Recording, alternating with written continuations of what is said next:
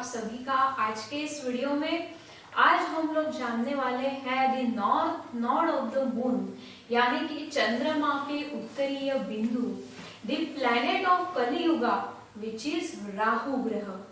राहु और केतु ये ग्रह नहीं है दोस्तों, these are the mathematical points. अभी ये कहाँ पे स्थित है, ये कैसे जनरेट होते हैं, ये हम लोग आने वाले वीडियो में जानेंगे। पर these are two mathematical points, ये ग्रह नहीं है। जैसे कि बाकी ग्रह हमें दिखाई देते हैं वैसे ये ग्रह नहीं है, दीज आर मैथमेटिकल पॉइंट्स, ये बिंदु है। पर ये दो जो पॉइंट्स है इनका मानवीय जीवन पर बहुत प्रभाव होता है और इसी के कारण इनको ग्रहों का दर्जा दिया गया है। अभी इसमें से जो राहु ग्रह है इसके ऊपर आज हम लोग इसमें विस्तार से जानेंगे। राहु ग्रह ये दर्शाता है ऑब्सेशन को, यानी कि किसी भी चीज को पाने के प्रति जो आदमी में लालसा होती है, जो इच्छा होती है, उसको राहु ग्रह दर्शाता है।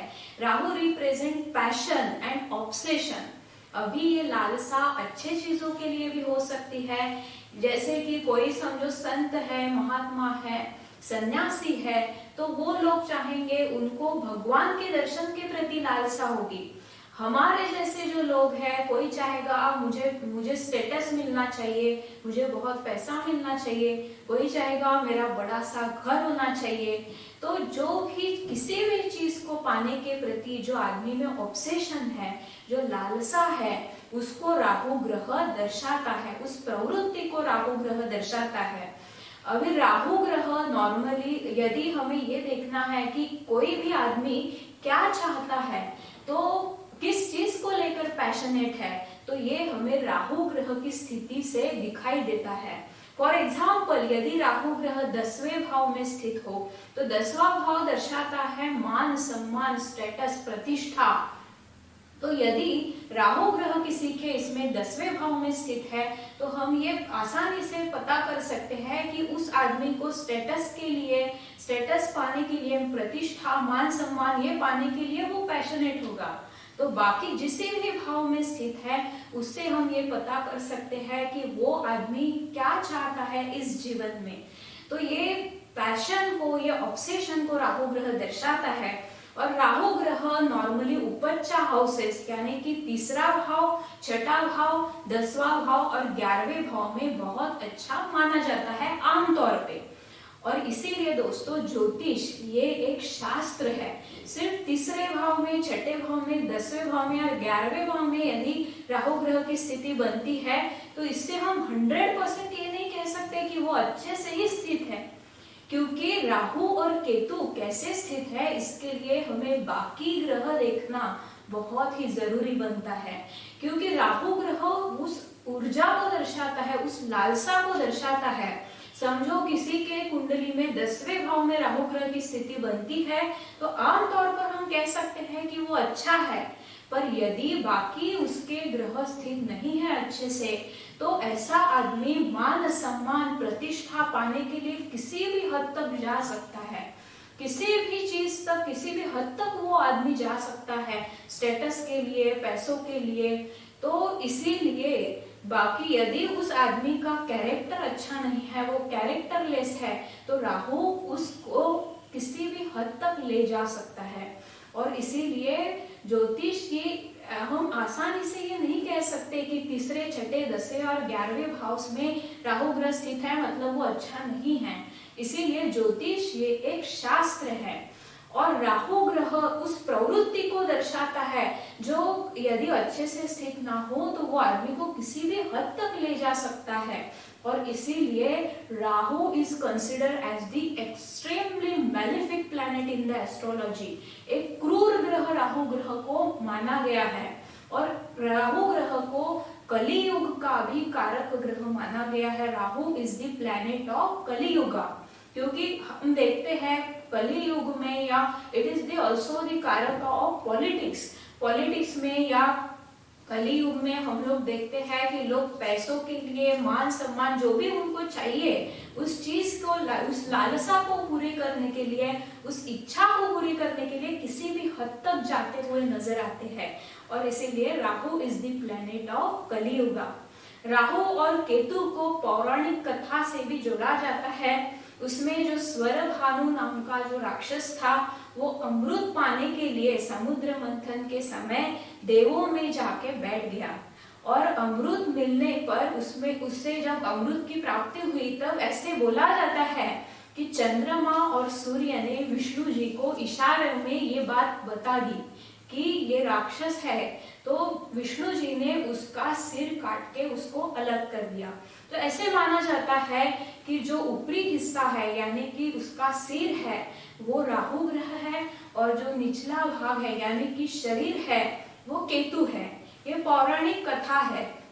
तो अभी राहु जो है वो ऊपरी हिस्सा है, तो ऊपरी हिस्से में क्या होता है, तो सबसे इंपॉर्टेंट ब्रेन यानी कि दिमाग और सेंसेस यानी कि स्मेल, टच, फीलिंग्स, ये जो है सेंसेस है ये ऊपरी हिस्से में होते हैं और दिमाग होता है पर हार्ट नहीं होता। Rahu is the head without, it is the brain without heart. इसीलिए जो भी जिन पे राहु ग्रह का बहुत ज्यादा प्रभाव है ऐसे लोग दिमाग से काम लेते हैं, वो दिमाग से सोचते हैं। They are very smart people, they are very business minded people.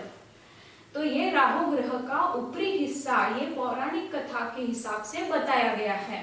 Rahu ग्रह ये इल्यूजन को दर्शाता है यानी कि मायाजाल। तो जो भी ऐसी चीजें हैं जो हमें दिखाई देती है पर वो वास्तविक नहीं होती, फॉर एग्जाम्पल जैसे फिल्म इंडस्ट्री है, टीवी सीरियल्स है या फिर वीडियो गेम है, ये हमें दिखाई तो देते हैं पर ये वास्तविक नहीं होते, ये एक मायाजाल की तरह है। तो ऐसे जो चीजें हैं जो कंफ्यूजन को दर्शाती है, जो इल्यूजन को दर्शाती है, जो मायाजाल है, उनको राहु ग्रह दर्शाता है। Rahu amplifies things. किसी भी जिस ग्रह के साथ राहु ग्रह स्थित होता है उसकी क्वालिटीज को, उसके गुणधर्म को बहुत ज्यादा बढ़ाता है। जैसे कि राहु ग्रह यदि जुपिटर के साथ स्थित है यानी कि बृहस्पति के साथ स्थित है तो बृहस्पति दर्शाता है नॉलेज को, तो राहु ग्रह नॉलेज को बहुत बढ़ा देगा यदि वो जुपिटर के साथ स्थित है। वैसे ही यदि सूर्य ग्रह के साथ स्थित है तो सूर्य ग्रह अहंकार को दर्शाते हैं, तो ऐसा आदमी का अहंकार बहुत बढ़ जाएगा, वो अहंकारी हो जाएगा। Rahu amplifies things. Rahu shows innovation, research. तो जो भी किसी भी चीज को जानने के लिए जो आदमी में जिज्ञासा है, किसी भी नई चीज को तलाशने की जो इच्छा है, उसको राहु ग्रह दर्शाता है। और इसीलिए जो 11वीं राशि है कुंभ राशि, जो दर्शाती है साइंटिफिक थिंकिंग को, रिसर्च को, इनोवेशन को, वो राहु ग्रह को उस राशि का को रूलर माना गया है। राहु ग्रह भी उस राशि को रूल करता है। अभी जो भी रिसर्च से रिलेटेड क्षेत्र है जैसे कि ज्योतिष ये भी एक रिसर्च का क्षेत्र है। कोई भी ऐसे नहीं बोल सकता कि मैं पूरे ज्योतिष के बारे में मैं पूरा जानता हूँ, 100% कोई भी नहीं जान सकता। It is the topic of research. तो इसके लिए भी हमें जिज्ञासा होना बहुत जरूरी है, जो कि राहु ग्रह के कारण है। जो भी आज ये नई नई चीजें हैं जैसे कि यूट्यूब है, एंड्रॉइड मोबाइल्स है, ये सब राहु के कारण ही है। क्योंकि राहु ग्रह यदि नहीं होता तो हमें वो ऊर्जा ही नहीं होती कि हम कुछ नया करें, कुछ नया सोचे, कुछ इनोवेट करें। सो राहु रिप्रेजेंट रिसर्च। सो राहु ग्रह ये एक बहुत ही महत्वपूर्ण ग्रह है ज्योतिष शास्त्र में। और राहु ग्रह के 3 नक्षत्र हैं, एक है आद्रा नक्षत्र, दूसरा है स्वाति नक्षत्र और तीसरा है शततारका या शतभिषा नक्षत्र। तो इन तीनों भी नक्षत्रों में हमें राहु ग्रह की अलग अलग प्रवृत्तियां, अलग अलग नेचर दिखाई देता है। आद्रा नक्षत्र जो पड़ता है मिथुन राशि में, it shows transformation. Rahu shows sudden transformation, sudden ups, sudden downs. ये राहु और केतु दोनों दर्शाते हैं, पर जो आद्रा नक्षत्र की साइड है राहु की, इट शोज ट्रांसफॉर्मेशन। वैसे ही सेकेंड नक्षत्र जो है स्वाति नक्षत्र, वो पड़ता है तुला राशि में। यहाँ पे हमें राहु ग्रह की बिजनेस माइंडेड जो है, बिजनेस माइंडेड नेचर है वो दिखाई देता है। और जो तीसरा नक्षत्र है राहु ग्रह का वो है शततारका नक्षत्र, जो पड़ता है कुंभ राशि में। तो कुंभ राशि में ये नक्षत्र पड़ता है जो दर्शाती है साइंटिफिक थिंकिंग को। तो यहाँ पे हमें राहु ग्रह की जो रिसर्च ओरिएंटेड नेचर है, साइंटिफिक थिंकिंग है, इनोवेशन है, वो हमें इस नक्षत्र में वो ऊर्जा हमें दिखाई देती है। तो ये राहु ग्रह पे एक विश्लेषण था। अभी आने वाले वीडियो में हम लोग ये जानेंगे कि राहु और केतु ये कहाँ पे स्थित है, आकाश मंडल में इनकी स्थिति कहाँ पे है, वो कहाँ पे स्थित है, ये हम लोग नेक्स्ट वीडियो में जानेंगे। So keep watching, thank you.